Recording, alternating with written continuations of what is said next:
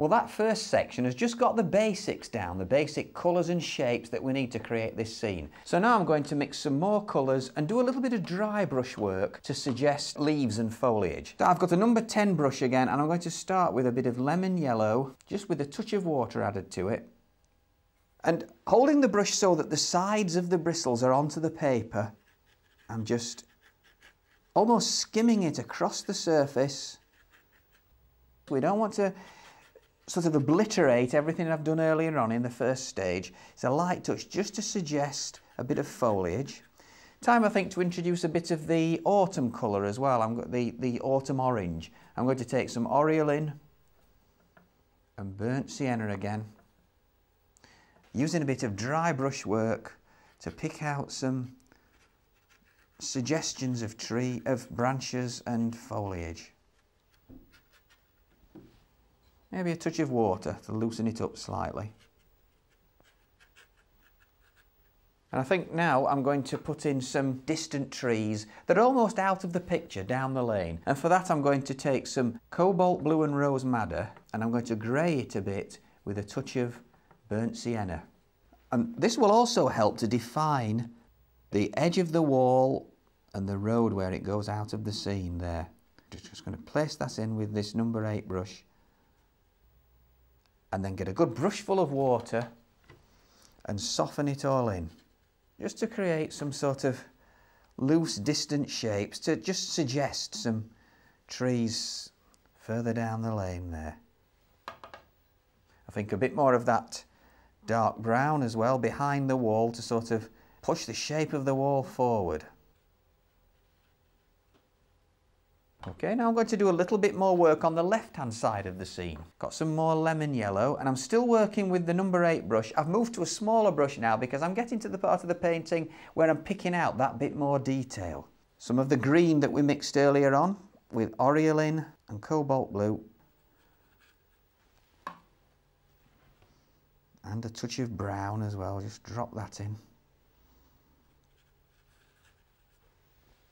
Again, all the time, when I want to soften it into the colours I placed in earlier, the ideal way to do that is just with a clean, damp brush. More of the lemon yellow, bringing it down the bank. I'm now bringing this down to the edge of the road.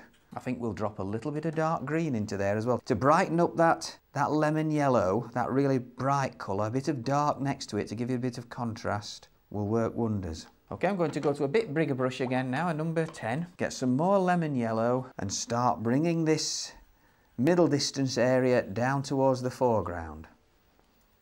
Keeping that nice and light at first with brushfuls of lemon yellow. It's like painted with sunlight, lemon yellow. Then the foliage colour again, Aureolin and burnt sienna.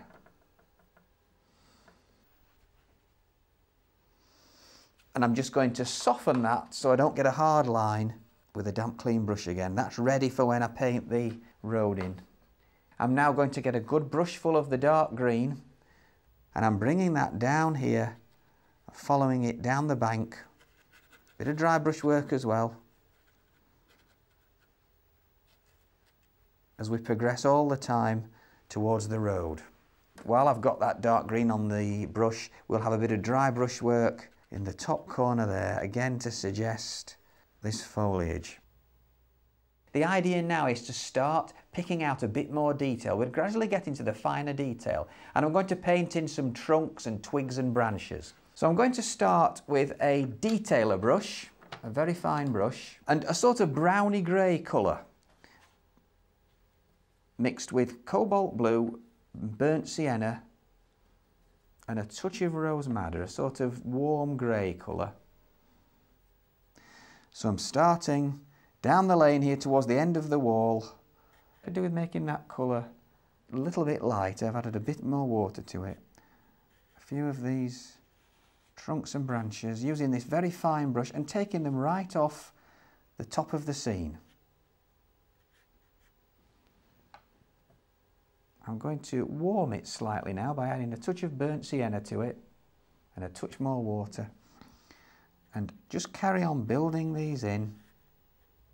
You may find when you're painting from a photograph like this that after a while, and this is something I often do, after a while I've almost forgotten to look at the photograph. I'm then creating a painting rather than just copying a photograph.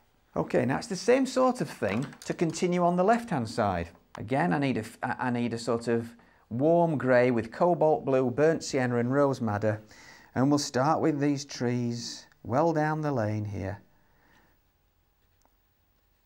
These aren't quite as straight, they point more inwards, which directs us to the centre of the scene.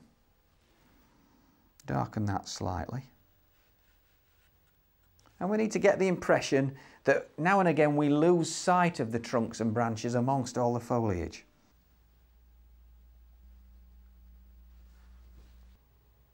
Okay, now I need to let those trunks and branches dry before I progress to the next stage.